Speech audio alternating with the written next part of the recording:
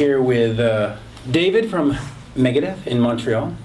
Welcome back to our fair city. Thank you. Now, Giganta tour. Mm-hmm. Took a couple of years off. It's back. How's it going so far? So far, it's been great. It's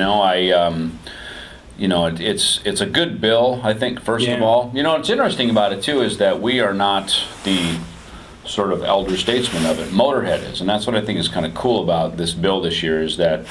Without Lemmy, there would be no thrash metal. Right. He's the founder, as far as I'm concerned, right? And behind him came Venom and all the rest of it, and then for us, and then Lacuna Coil, of course, have had good success on their own over the years, and then to bring out Volbeat, which is Danish brethren of like mine, right? Me, yeah. And Hank Sherman's out playing guitar, who is obviously the Merciful Fate guitar player. So I met Hank.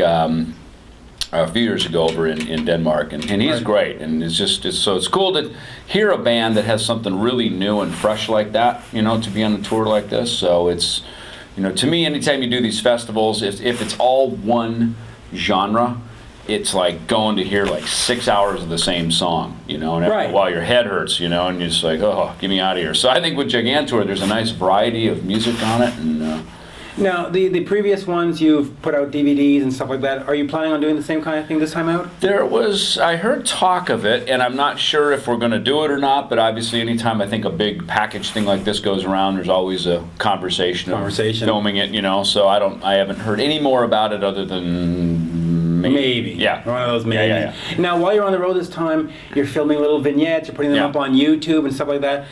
So it's nice to embrace the media like that, the social medias. Is that something at some point you want to collect those things and put them out as some kind of package, or? To me, the reason I do that is because, you get to a certain level and you become kind of distant. Yeah, you're distant, and to me it's important to have that connection, especially coming back into the Megadeth here a couple years ago. To me, to play these songs is such a thrill, to be back working with Dave, to be back with our fans, I consider it a real treat. It's not something that most people get to do a first time. For us to get to do it a second time, and especially Megadeth now almost 30 years into our career to keep doing this. I mean, we wouldn't be here without the fans. And to me, we started like this. It started as tape trading. We all made demos, and our demos got, traded around the world. And so to me, I don't look at it so much as social media as much as it's a way to be connected with our fans at the very organic level that it started at back in the early 80s. Is it really important in these days now that, with all the downloading and all this stuff, that you need to create some kind of new connection with them? I just think it's important. Years ago, Capitol Records started up Megadeth Arizona, which was, as far as I know, the first rock and roll band website ever. And that was in 1994 for the Euthanasia album. And me and Dave were all over. We were already into computers and all that stuff. And I remember we were going to South America with our laptops and 56K modems. And down in places like Argentina and Chile and stuff, they didn't even have the same phone line. I mean, we're calling the tech guys at the hotel to come up, the janitor, to help us do hard wiring our computers in just so we could go online and chat and do all that stuff. It was just fascinating for us. It was just so cool to be connected with the fans in the same way, and so then we secured the Megadeth.com domain and put up Megadeth.com, and then that became the main portal, and now of course there's Facebook and YouTube and all this stuff. And I mean, to me it's like, it takes nothing to have a video camera, shoot a little thing, to me as a fan, because I'm a fan first, and then I became a bass player, and then, all the rest of it. And to me, to look backstage and be part of this whole big rock and roll machinery, man, it's fun, man. I love it. So if I can give that back to the fans, then to me it's a good day. Yeah. Now let's talk about 13. It came out last year. Mm-hmm. Are you currently writing songs for a next album? We have some songs that didn't go on this record that I think are great songs. In fact, there was a couple, because we went back and listened to stuff, and we had several listening sessions and compiling sessions of, there were things from like cassette recorders. There were things that we would call into our voicemail on our phone, right? There were things from Blackberries, just all these little, we finally got all, compiled into a hard drive. So at least we know where it all is. And we started listening back to it, and that's where all of a sudden these little seeds of ideas would come out. Okay. And And there's a few songs from back when that we put on this record. They just seem to be the right time and place to put those songs on. And there's still a bunch of stuff that we have that's... Now, does that come out as a new album or just as an EP, sort of a in-between kind of thing? We're not even close to that yet. Okay. I mean, really, but I just know that there's a ton of stuff sitting there that we could instantly go back and revisit and keep moving forward. Now, is there stuff from way back in the 80s and 90s that you might want to go back and I don't know visit? about 80s, but 90s for sure. I mean, there's stuff that I heard that even, on this record there was things that I would listen back to and I go, oh my gosh, that's like Nick and Marty. They're like, remember standing in Rome at the arena, like sound checking these things, Right. and there's, some sound check from, somewhere years ago, and even writing sessions from cryptic writings and stuff like that. So, I mean, it's great that we kept all this stuff. To me, that's the cool part, I think. Now, while you were gone from the band, you obviously did your own solo projects. Right. Is there anything going on solo-wise? I mean, outside of Megadeth, are you still going to be doing things, or have you decided, nope, got to focus, this is it? Musically, it's pretty tough to start fitting a bunch of stuff in. I have Right. other stuff that I'm always writing. Right. I've guested on various little records. Probably my main thing is this book that I'm doing called Unsung Words and Images. Right. And that was a lot of lyric ideas that I had, some recent, some from way back, but I had an idea to put the book together, and instead of putting them to music, putting really cool photographic images together. There's a woman out of Italy. I'm using a lot of the photographic images that she has. I have an editor out of London. A friend of mine in Phoenix, Arizona, is actually my co-creator of the book with me. He actually even co-wrote a couple of the lyric ideas.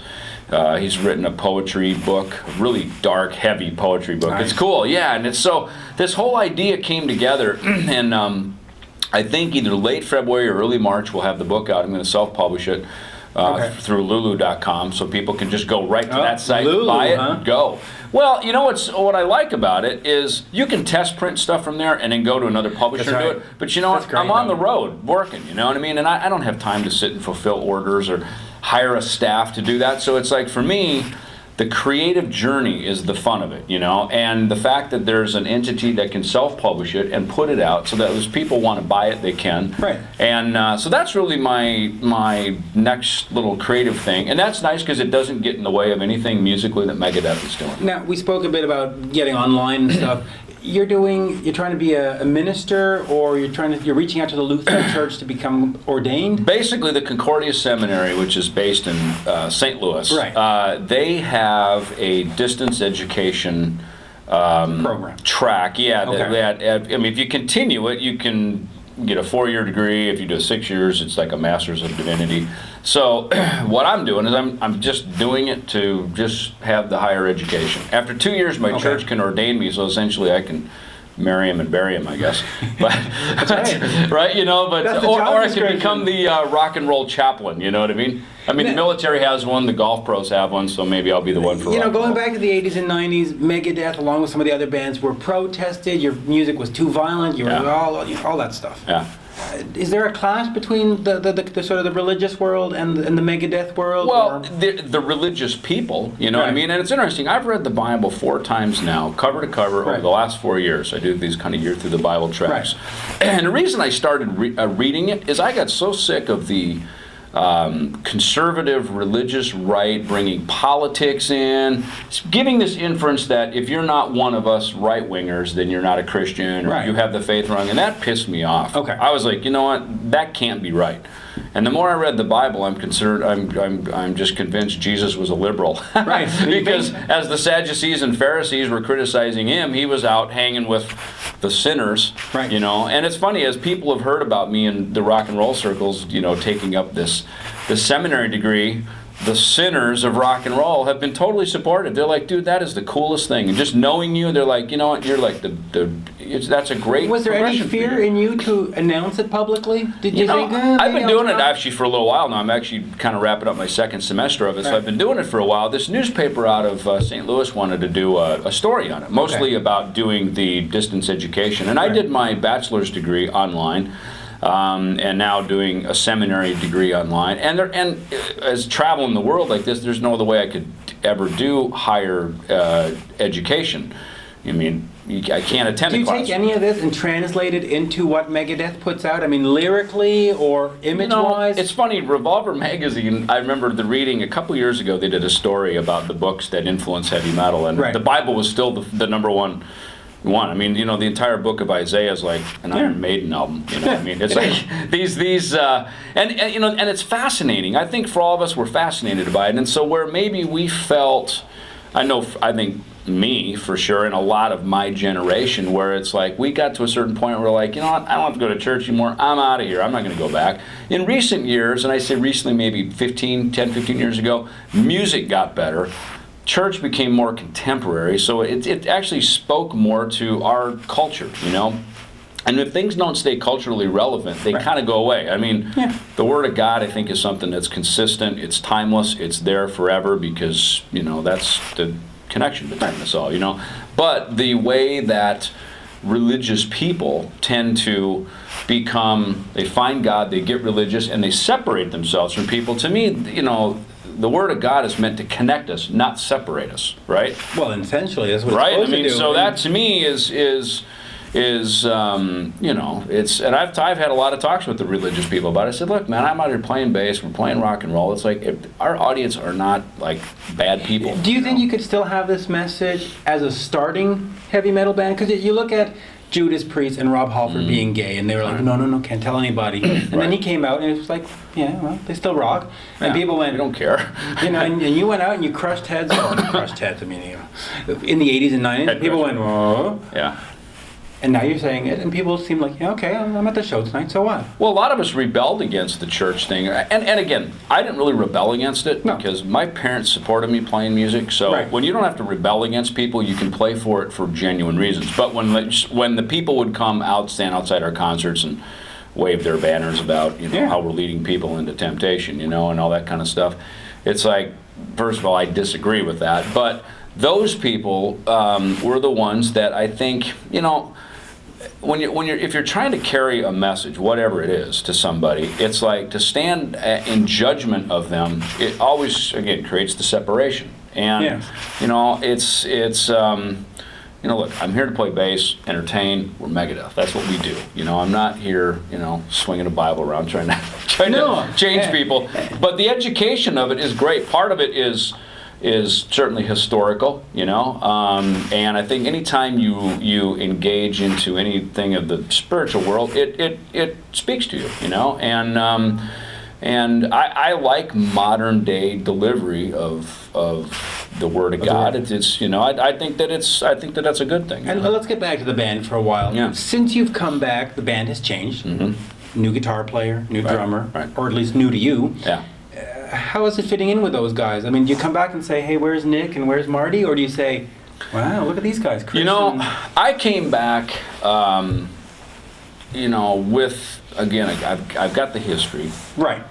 But clearly it was a new band, and it was a new mindset. Right. I mean, you weren't coming home, essentially. You were coming to a new band. It really was. I mean, it was really a connection of Dave and I playing together. Right. That was definitely a connection of the past. My first thing, and I kind of, in the back of my mind, is going, it's going to kind of depend on how Sean plays. Because as a bass player, well, as a rhythm section, I already know how me and Dave play. I know where our pocket is. But where do I connect with Sean? And man, as soon as he started playing, he's got this really relaxed backbeat feel to how he plays that really makes playing these songs much more comfortable. In fact, now that I kind of go back through the catalog and listen to them, I can tell where the different drummers place the beat. And it's huge, man. It's huge. That's why I think the Rust in Peace tour really did well on this last outing that we did a couple years ago because, the way Sean plays, certainly Chris, I think is probably, the fans have welcomed him in probably the most since Marty Friedman, and fans have loved, I think, all the guitar players, but I think Chris has really... his abilities are just fantastic, So really especially when he does the flamenco and all that other stuff. I know. Now, is this the lineup that you wish carries on, or because there has been a lot of changes in those two positions? Yeah. Is this one of these where 3-4 years down the road you think they might change again, or you think no, we got to save these guys? Change. I hope it doesn't change, because it's a bummer when it changes, because you never know what you're stepping into. You know what I mean? It's like one chemistry change. One member change really changes the whole workings and the whole dynamic. So right now it's working. Everybody seems very happy to be here. We work very good together as a team. Everybody's really into the music. And the one thing I noticed coming back is that there's a much greater work ethic, I think, now than there's ever been before, as far as really showing up, digging in, really, we run through the entire set. Is that a question of maturity, or is that a question of more business acumen, or just the personnel? I think it's a desire to, number one, musically want to be as good as we possibly can, right? Number one. And number two, knowing that the more disciplined you are, that, practicing shows up in your playing right away, whether it's personal practicing or group rehearsing. And I think that has kept the consistency of the shows fantastic for the last couple of years. Yeah. Now, is Megadeth here to stay, or are you thinking 5 years down the road, let's do our farewell tour, and we're not at that stage? My attitude is as long as fans want to come and see us, we should just keep doing it. As long as you can put me in a wheelchair and get me on stage. No, good. Well, thank you very much. Yeah, you're welcome. Yep. Pleasure. Good chatting with you. Bye. Thank you.